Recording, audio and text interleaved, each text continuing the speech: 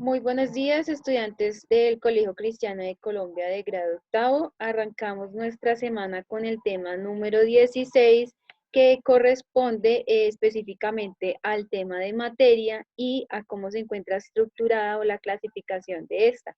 ¿Mm? Vamos a ver entonces qué vendría a ser un concepto o la estructuración del concepto de materia. Lo primero que necesito que tengan ustedes claro es que materia viene a ser todo lo que nosotros vemos, podemos observar y lo que no podemos observar también, ¿no? Eso quiere decir entonces que la materia viene siendo todo lo que nos rodea, que tiene cierta cantidad de masa y que aparte de eso ocupa un lugar en el espacio. Entonces también ahí ya tenemos unas características. La materia se encuentra conformada por átomos y moléculas y pues efectivamente si nosotros nos ponemos a pensar nos ponemos a observar hasta nosotros mismos, pues somos materia, ¿listo? Estamos conformados por diferentes átomos que corresponden a diferentes elementos y pues entre ellos uno vital y es el que utilizamos todos los seres vivos para sobrevivir, que viene siendo el oxígeno. ¿Mm? Dentro de la materia hay dos grandes clasificaciones que son muy importantes que las tengamos en cuenta. La primera clasificación grande es la de sustancias puras. Como su nombre lo está indicando, estas sustancias puras vienen a estar formadas por átomos o moléculas de la misma clase. Esto quiere decir que todas son iguales. Tienen propiedades específicas que la caracterizan y algo importante que hay que tener en cuenta es que las sustancias puras no pueden separarse en otras sustancias por procedimientos físicos. ¿Listo?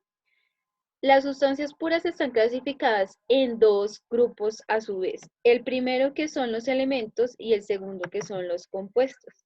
Para el primero de los elementos, estos vienen a denominarse sustancias puras y los podemos pues encontrar en la tabla periódica como pueden observar en la imagen de la pantalla. Y la característica de estos elementos es que se encuentran formados por una sola clase de átomos. ¿Sí? ¿Qué quiere decir esto? Que, por ejemplo, el oxígeno que se encuentra en el aire y que es el que nosotros utilizamos y los seres vivos utilizan para poder respirar, pues está conformado por varios átomos, pero del mismo oxígeno, es decir, del mismo elemento. ¿Listo? Esa es la característica primordial. El elemento pues viene a ser prácticamente la parte más pequeña que vamos a encontrar de la materia después de los átomos, ¿listo? Y pues los elementos no los vamos a poder descomponer en otras sustancias puras más sencillas. Eso quiere decir que nosotros en la naturaleza pues no vamos a encontrar otra materia que sea más pequeña o que se pueda dividir en algo más pequeño que el elemento. Dentro de la tabla periódica y que gracias pues a muchas de las investigaciones que realizaron varios científicos, podemos encontrar y ya se han descubierto pues muchos de los elementos que son esenciales para la vida y que se han encontrado dentro de la naturaleza también. Hay otros que se han sintetizado de manera sintética y pues se encuentran aquí dentro de la tabla y pues digamos que no los vamos a encontrar de manera natural. La otra parte vendría siendo los compuestos. Los compuestos que son sustancias que se encuentran formadas por la unión de dos o más elementos. ¿De dónde salen los elementos? Que están en la tabla periódica. ¿Qué característica tiene el compuesto? Uno, que van a estar en proporciones fijas, que significa pues que vamos a encontrar cierta cantidad de cada uno de los elementos y esta se va a encontrar representada por algo que vamos a empezar a llamar fórmulas químicas. ¿Mm? Esas fórmulas químicas son las que me describen o nos describen los diferentes elementos que me van a conformar algún compuesto y la cantidad que se encuentra de cada uno de ellos. Entonces, así es que, por ejemplo, nosotros conocemos cuál vendría a ser la fórmula del agua, que en sí la conocemos como H2O, y en ese caso lo que me está indicando es que el agua está conformada por dos átomos de hidrógeno y un átomo de oxígeno. Estos compuestos, como vienen siendo sustancias puras, no pueden ser separados por procesos y métodos físicos que ya los vamos a ver. Estos no se pueden separar. Puede haber un proceso de separación, pero ya por métodos químicos, y estos métodos vienen siendo en general para ionizar cada uno de los elementos. ¿Qué significa? Que al momento de disolverse en algún solvente como el agua, podría ionizarse, lo que significa que cada uno de los elementos que conforman el compuesto va a adquirir cierta carga y va a ser positiva o va a ser negativa. ¿Listo? El otro grande grupo que vamos a encontrar son las mezclas. Y las mezclas, así como ustedes pueden identificar en las imágenes de la pantalla, pues resulta de la combinación de dos o más sustancias, donde la identidad básica de cada una de ellas pues no se ve alterada. ¿Esto qué quiere decir? Que no van a perder sus propiedades ni las características que tiene cada una de esas sustancias. Solamente se genera una mezcla, más no hay de por medio una reacción química. Entonces ya vamos teniendo en cuenta y vamos diferenciando esas dos cosas. Entonces, por un lado, si va a haber una combinación, puede que haya una reacción química, que no es el caso de las mezclas. Y para eso que estamos hablando el día de hoy, cuando se genera esa combinación, no se pierde o no van a cambiar las propiedades químicas ni físicas de las sustancias que se encontraban inicialmente. ¿Mm? Aquí hay un ejemplo que es el que nos muestra de la limadura de hierro, que es de esta imagen que ustedes pueden ver de este polvillo negro, que se mezcla con una sustancia que puede ser azufre, y pues al mezclarse no va a suceder ninguna reacción química, no se van a cambiar sus propiedades, simplemente va a haber una combinación, una mezcla, y por eso es que se pueden, estas sí, y estas son las que vamos pues a utilizar muy comúnmente, y van a ser los métodos de separación. Estos métodos de separación que vamos a ver a continuación son los que me van a permitir a mí separar diferentes mezclas, nada más. Las sustancias puras no las vamos a poder separar. Dentro de las mezclas tenemos dos grupos que vienen siendo las mezclas homogéneas y las mezclas heterogéneas. Las mezclas homogéneas viene de homo, que significa que es igual o que su apariencia prácticamente es uniforme, por lo que no permite diferenciar los componentes de esta sustancia, ¿sí? Entonces, un ejemplo claro que tenemos puede ser el del agua de mar. El agua de mar pues está conformada por diferentes compuestos, entre ellos el agua, otro la sal, y hay otros minerales pues que también están inmersos en ella. Y nosotros, si tenemos una muestra de ella, pues no vamos a poder identificar a simple vista ni a nivel microscópico cómo es su distribución. ¿Listo? Por eso vendría a ser una mezcla homogénea. Otra mezcla homogénea que la tenemos y la estamos en este momento utilizando es el aire. El aire también es una mezcla homogénea porque está conformada de diferentes elementos, entre ellos está el oxígeno, está el vapor de agua, está el nitrógeno, y todos ellos se encuentran ahí, pero nosotros no logramos diferenciar en dónde está cada uno de ellos. Como no se logra diferenciar sus fases y sus componentes, se denomina efectivamente que la mezcla es homogénea. ¿Listo? Hay procesos de separación de este tipo de mezclas, así sean mezclas pues uniformes, pero hay procesos físicos que se pueden utilizar para poder identificar y pues poder separar en sí cada uno de sus componentes.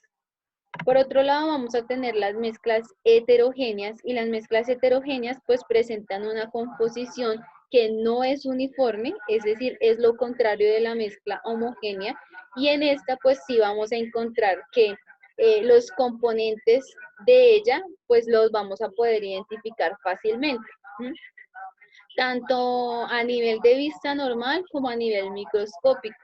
Entonces ahí podemos, digamos que tener un ejemplo claro que son las diferentes capas del suelo. El suelo viene a ser una mezcla heterogénea porque tiene diferentes fases, diferentes componentes que me van a permitir a mí identificar que dentro de ellos podemos tener, por ejemplo, lo que es el granito, por otro lado vamos a tener las rocas, por otro lado, sí, entonces vamos a poder identificar cada uno de esos componentes fácilmente, lo que lo hace una mezcla heterogénea. Mezclas heterogéneas y las mezclas homogéneas las utilizamos nosotros diariamente pues en nuestra vida y de ahí es que también salen los diferentes métodos de separación. ¿Mm? Dentro de los métodos de separación, pues vamos a tener varios que vamos a nombrar en este momento, ¿sí? Uno de ellos viene a ser la centrifugación y la centrifugación pues viene a ser un método de separación de sólidos que son insolubles en líquidos. Entonces ahí ya tenemos de por sí la primera característica y es que la centrifugación permite separar sólidos de líquidos. Importante que tienen diferente densidad, ¿listo?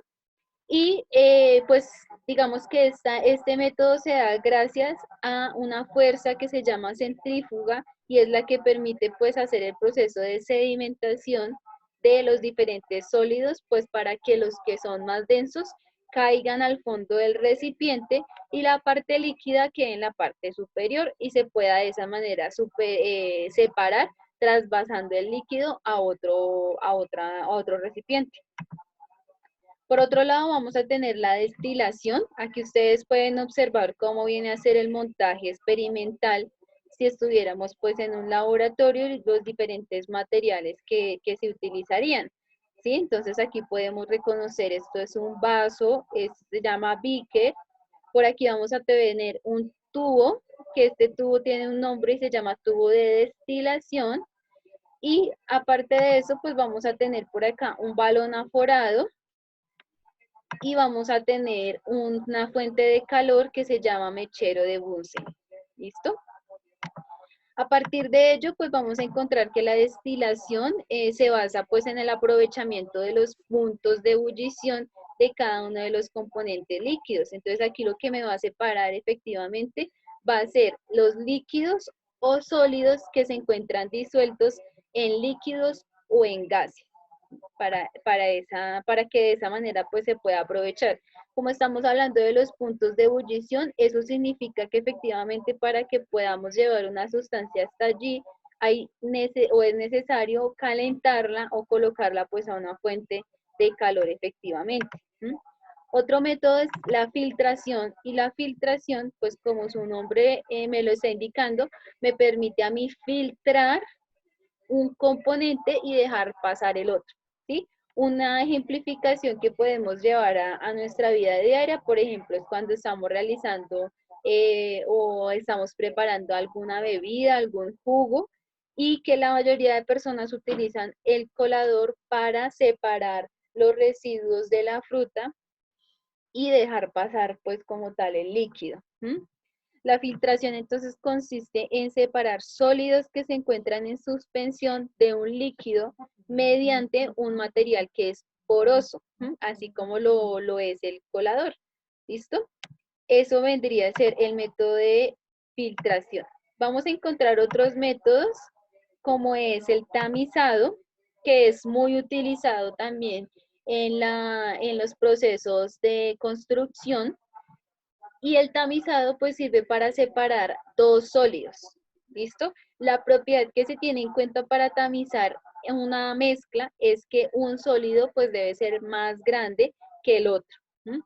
Para que de esa forma, si ustedes se dan cuenta, pues es utilizado cuando están separando las piedras que vienen dentro de la arena, entonces utilizan este proceso, el tamizado, que separa dos sólidos utilizando pues por lo general una tela que es metálica o rejilla para poder separarlos por tamaño.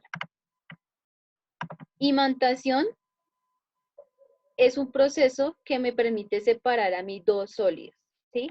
Y pues muy importante, aquí se tienen en cuenta las propiedades magnéticas de una de las sustancias.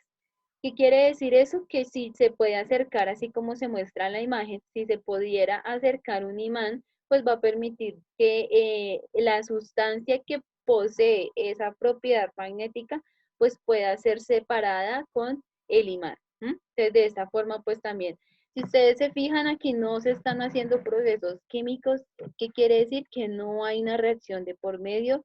Si hay una separación, el metal pues va a seguir siendo metal y acá esta mezcla que podría ser, por ejemplo, azufre, pues sigue siendo azufre o puede ser arena, sigue siendo arena. ¿M?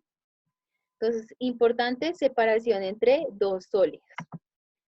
Sublimación. La sublimación es muy utilizada y pues consiste en el cambio de estado de sólido a gaseoso sin pasar por el líquido. Entonces hay un proceso y este recibe ese nombre cuando estamos haciendo un cambio de estado. Y ese cambio de estado va directamente del sólido al gaseoso, pues efectivamente es un proceso de sublimación. ¿Listo? Eh, Aquí hay un ejemplo y es el del yodo que puede sublimarse y puede pues pasar directamente a cloruro, sublimarse el cloruro de sodio. ¿Listo? Vamos a encontrar entonces otros procesos de separación de mezclas, como la decantación. Este es un proceso, como ustedes lo ven ejemplificado ahí, y es donde podemos separar diferentes líquidos que poseen densidades diferentes también, ¿sí? ¿Qué va a significar la densidad? Que a mayor densidad va a tener mayor peso. Eso quiere decir que si lo ponemos en un recipiente, coloquemos, digamos, un ejemplo, como si pusiéramos agua y aceite, entonces de por sí vamos a encontrar que después de un rato el agua y el aceite no se van a mezclar. Lo primero que vamos a poder identificar es que es una mezcla heterogénea y como es una mezcla heterogénea, pues podemos separarlas de acuerdo a su densidad.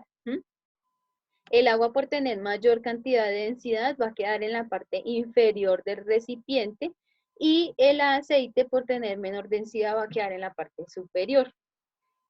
¿Cómo se separa? Efectivamente, aquí este recipiente, que es un tubo de decantación, nos va a permitir abrir esta perilla, que es como la de las llaves de agua. Se abre para que salga primero el líquido que tiene mayor densidad y se cierra cuando ya haya salido por completo, para dejar el otro líquido con menor densidad dentro del tubo. ¿Listo? Y pues de esa forma poderlo separar. Otro proceso de separación de mezclas es el de evaporación. Ese lo utilizamos también muy comúnmente cuando estamos preparando también nuestros alimentos. Vamos a tener un recipiente donde tenemos pues dos sustancias mezcladas. Por lo general estas mezclas son homogéneas y necesitamos una fuente de calor para que pueda generar o pueda llevar hasta el punto de ebullición al líquido, dejando al sólido en el recipiente. Eso quiere decir que hay que dejar que se evapore, que se genere todo el cambio o el proceso de cambio de estado del líquido a gaseoso para que me quede el sólido en la parte inferior del recipiente. ¿Sí? Entonces, este proceso es muy utilizado, por ejemplo, para hacer la separación del agua y de la sal, de la mezcla que se puede obtener ahí. El proceso de destilación.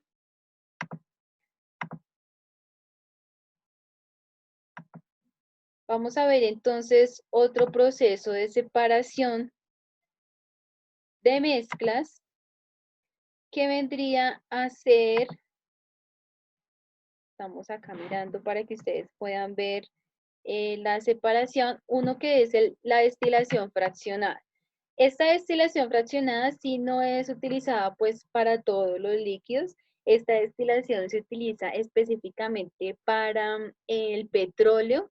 Entonces ustedes pueden ver acá, esta es una cámara de destilación y lo que utiliza pues es efectivamente el punto de ebullición de cada una de las sustancias. Resulta que el petróleo está conformado por varias sustancias, varios componentes, como la gasolina, entre ellos está como el queroseno también. Entonces, a partir de los puntos de ebullición en esta torre de destilación, lo que se hace efectivamente es fraccionar, entonces es empezar a sacar como por partes cada uno de los componentes según las diferentes temperaturas.